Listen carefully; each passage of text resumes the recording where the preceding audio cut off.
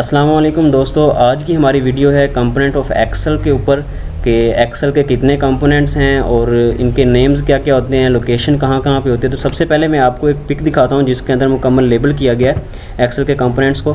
तो अगर हम सबसे पहले कंपोनेंट की बात करें तो पहला कंपोनेंट हमारे पास आता है वर्कबुक। असल में एक्सेल की वर्कबुक क्या है, तो वर्कबुक में एक हमारे पास पूरी एक्सेल की फ़ाइल होती है।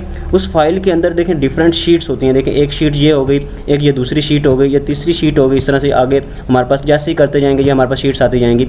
तो ये असल में एक हमारे पास फाइल है, उसके अंदर ये शीट्स सारी सेव की गई हैं, उसके अंदर ये शीट्स बना दी गई हैं। जैसे हम एक क्लास का डाटा रखते हैं तो क्लास के डाटे में हमारे पास उसके पहले फर्स्ट ग्रेड की क्लास, फिर दूसरे ग्रेड की क्लास, फिर तीसरे ग्रेड की क्लास। तो इसमें हम इसके नाम लिख सकते हैं, जैसे क्लास 1, क्लास 2, क्लास 3, जैसे भी हो सकता है वो सारा हम लिखते जाएंगे और चलते जाएंगे। अगर हम दूसरी बात करें, हमारे पास वर्कबुक की हो गई, वर्कशीट की हो गई। वर्कशीट हमारे पास एक पूरा पेज होता है। अगर हम इसके बाद दूसरी बात करें तो दूसरी हमारे पास रोज़ और कॉलम्स आते हैं।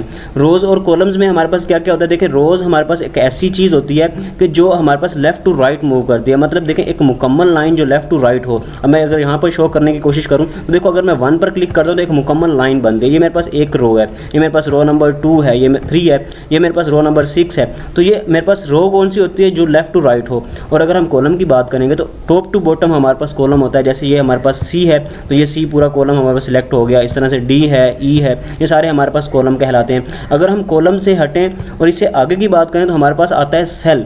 सेल में हमारे पास क्या होता है कि एक पूरे पेज के ऊपर एक छोटा सा डिब्बा, और जो डिब्बा वो इंडिविजुअल जो होगा वो हमारे पास एक सेल कहलाएगा, एक डिवीजन उसकी वो सेल। जैसे ये देखें, मैं इस पर क्लिक करता हूँ, ये कुछ भी लिखता हूँ इसके अंदर, तो ये मेरे पास एक सेल के अंदर कुछ सम डाटा लिखा गया, ठीक है। तो ये मेरे पास एक सेल होगा। इसके अलावा अब हम अगर आगे बात करें तो आगे हमारे पास आता है नेम बॉक्स और फॉर्मूला बॉक्स या फॉर्मूला बार। तो नेम बॉक्स या नेम बार वो चीज़ होती है जहाँ पर जो सेल हमने सिलेक्ट किया है उसका नाम शो होता है।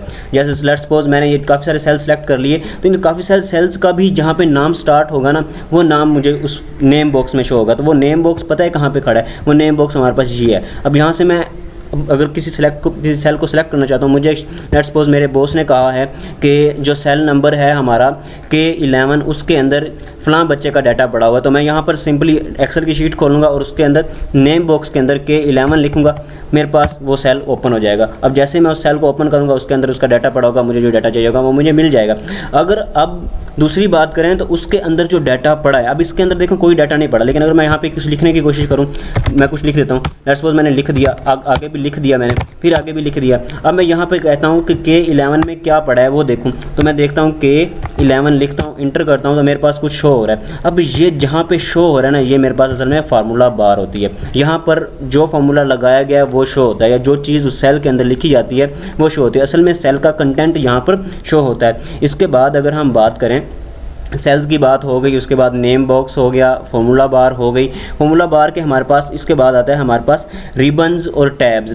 रिबन्स और टैब्स में हमारे पास देखें, रिबन्स वो होती हैं जो एक टैब के अंदर उसकी सब डिवीजन्स होती हैं। जैसे देखें, अब मैं ये बात करूं तो ये मेरे पास एक इंसर्ट है, इंसर्ट की एक मुकम्मल टैब है। अब इस टैब के अंदर जो इसकी रिबन्स हैं, ये इसकी सारी रिबन्स होंगी। ये देखें, या जैसे इलस्ट्रेशन है इसके अंदर ये रिबन्स है। अब ये सिलेक्टेड है सेल तो इसीलिए ये शो नहीं हो रही। तो अब मैं होम पे जाता हूँ। अब ये सारी मेरे पास एक पूरी टैब थी होम के अंदर, ये मेरे पास सारी रिबन्स आ गई। अब इन रिबन्स के ग्रुप भी होते हैं। जैसे ये फ़ॉन्ट ग्रुप हो गया तो इसमें हम सिर्फ फ़ॉन्ट का डाटा ही रख सकते हैं। जैसे ये हमारे पास फ़ॉन्ट के जैसे स्टाइल्स होते हैं, फ़ॉन्ट स्टाइल्स हो गए। उसके बाद फ़ॉन्ट साइज़ होता है, फ़ॉन्ट साइज़ हो जाएगा। उसके बाद हमने जो डाटा लिखना है वो अंडरलाइन हो, इटैलिक हो, बोल्ड हो, वो जैसे भी होगा। आगे अलाइनमेंट होती है। अलाइनमेंट में हमारे पास टेक्स्ट के बारे में सारा कुछ लिखा जाता है कि टेक्स्ट कैसे उसको अलाइन करना है, लेफ़्ट टू राइट या राइट टू लेफ़्ट या फिर मिडल में करना है अलाइन। आगे मर्ज एंड सेंटर आ जाता है। ये सारे से अलाइनमेंट क्या आता है। आगे नंबर्स के बारे में यहाँ पर हम फार्मूला पुट करने या फार्मूला बनाने की कोशिश करते हैं।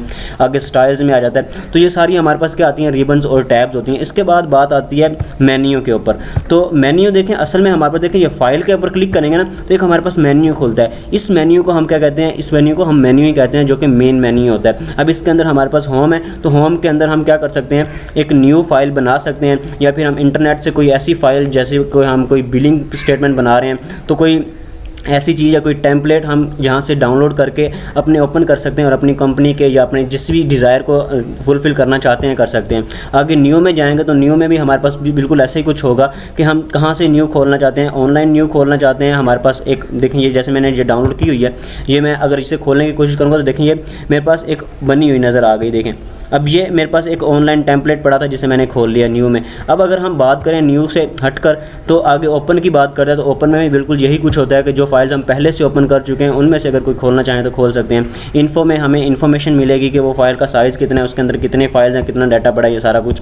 सेव और सेव एज़ हमारे पास तकरीबन सेम ही चीज़ें हैं। सेव एज़ का मतलब होता है कि हम किस एक्सटेंशन में से सेव करना चाहते हैं या किस फॉर्मेट में से सेव करना चाहते हैं। Print, share, export, publish, close, ये सारा कुछ इसी मेन्यू में आता है। तो आज की हमारी वीडियो सिर्फ कंपोनेंट्स के ऊपर थी जो कि ख़त्म हो गई है। तो इंशाल्लाह नेक्स्ट वीडियो में हम मोर एडवांस जाएंगे। सो याद रखिएगा। अल्लाह हाफिज़।